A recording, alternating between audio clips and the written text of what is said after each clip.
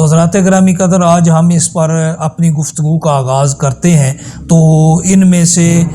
پہلی دو آیات آج زیر باس آئیں گی، کیونکہ ہم انہی پر ہی اگر ایک اختصار کر لیں آج کی مجلس میں تو یہی ہمارے لیے بہتر ہے۔ سورہ فاتحہ کا آغاز ہوتا ہے الحمدللہ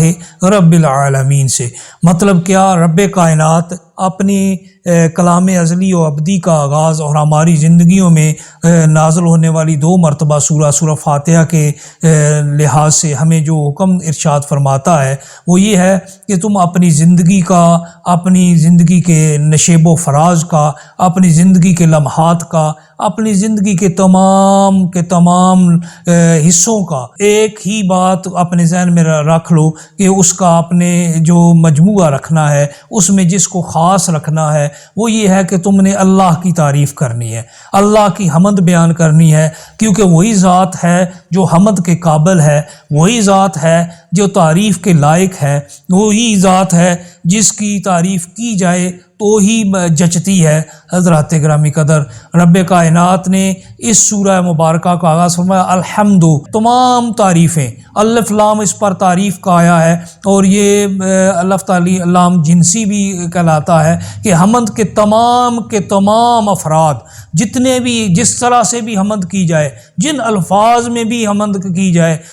جس انداز سے بھی تعریف کی جائے، جن الفاظ میں بھی تعریف کی جائے، اس تعریف کا صرف اور صرف حقدار وہ رب کائنات کی ذات ہے۔ اللہ تعالیٰ نے یہاں پر ارشاد فرمایا الحمدللہ، تمام تعریفیں اس اللہ کے لیے ہیں۔ لام کا لفظ استعمال فرمایا للہ، اللہ کے لیے، لام استحقاق کے لیے ہے۔ امام بزاوی علیہ رحمہ فرماتے ہیں کہ یہ لام جو ہے یہ استحقاق کے لیے ہے۔ مطلب کیا ہے کہ حمد کا اصلی اور حقیقی حقدار صرف اور صرف اللہ تعالیٰ ہے۔ اب حمد ہے کیا؟ تو حمد کہتے ہیں تعریف باللسان مع المحبت والتعظیم، کہ تعریف، کسی کی ایسی تعریف جو زبان سے کی جائے اور ساتھ صرف تعریف نہ ہو، کیونکہ تعریف بعض اوقات چاپلوسی پر بھی مبنی ہوتی ہے، بعض اوقات کسی کو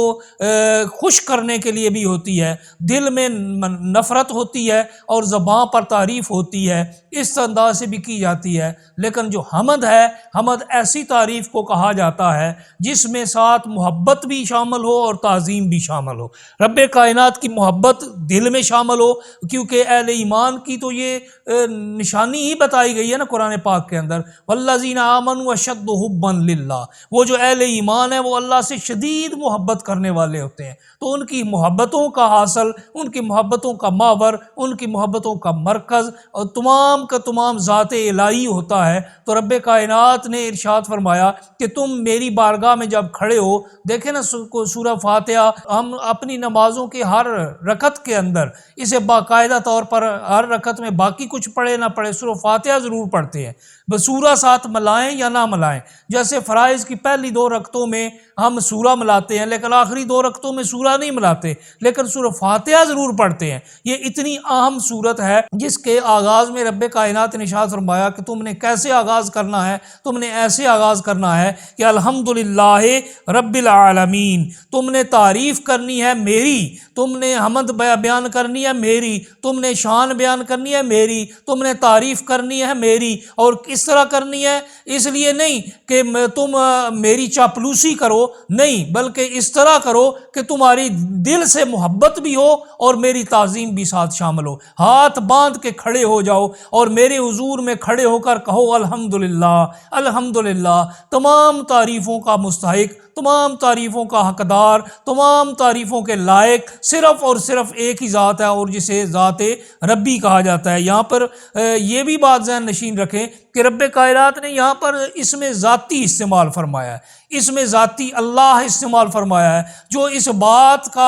کی طرف اشارہ کرتا ہے کہ حمد